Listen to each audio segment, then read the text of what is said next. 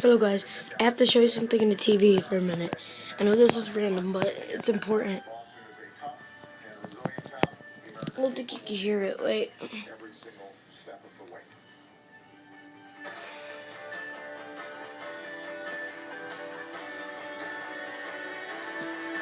Here we go.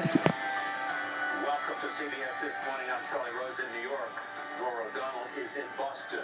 Nora, good morning.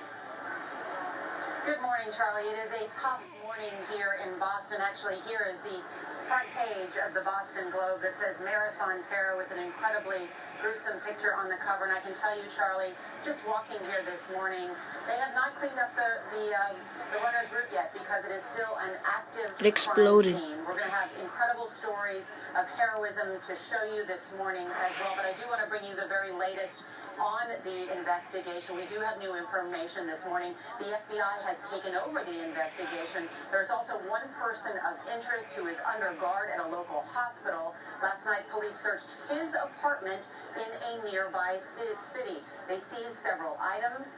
Now, we should note that the two bombs went off with no warning yesterday near the finish line where I'm standing of the Boston Marathon.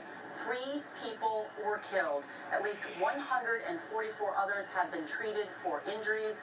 Doctors say at least 17 are in critical condition this morning. We heard the White House yesterday. They are calling these bombings an act of terror. At this point, there has been no claim of responsibility.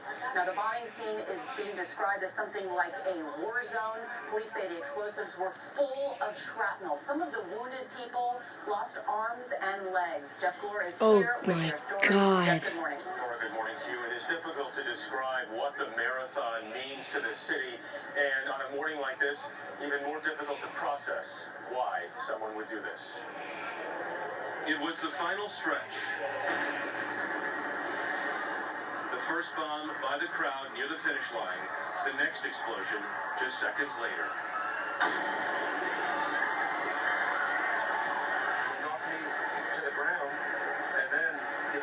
Started running. There were some bad-looking people.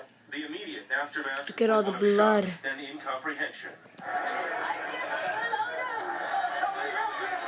But quickly, runners, spectators, and first responders were taking down barricades to reach the wounded.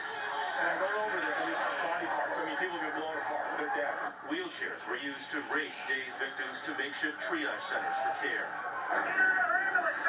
People got blind, people got deaf, people lost their arms and legs. My God. Among the more than 140 May God take care of them. Boston police say there was an 8-year-old boy there to greet his father at the finish line. He did not survive. His sister also reportedly lost her leg, and his mother was seriously injured. Oh my God. Carnage in the civilian population is something we expect in war. All of it happening during one of the world's most historic marathons. More than 23,000 runners participated this year in what is typically a day of triumph and celebration in Boston. Bendito, oh my God. Investigators say the first bomb went off at 2:50 p.m., a few hundred feet from the finish line. 12 seconds later, the second explosion, about 100 yards down the street. Dawn Bennett was there and began recording video with her phone just after the first blast. Everyone immediately started running the other way. Someone asked, is that blood on the road? And it was, and, you know, it just... I wish they could catch this guy that does this. I swear to God. I hope they catch him. They're gonna catch him, I know. Was issued for an apartment in the Boston suburb of Revere. The FBI is taking the lead in this investigation. We will be working diligently to gather information and gather all the facts and bring those who are responsible for this crime to justice as swiftly as possible. At a press conference Monday night, President Obama promised support for the city of Boston. Thank God.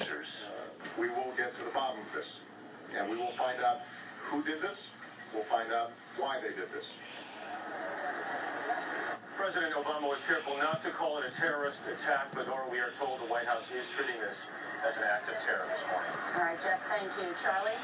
Senior correspondent John Miller, former FBI assistant director, is here. He's been talking with his sources inside the investigation. John, good morning. Alright guys, I'm gonna end it right here, okay?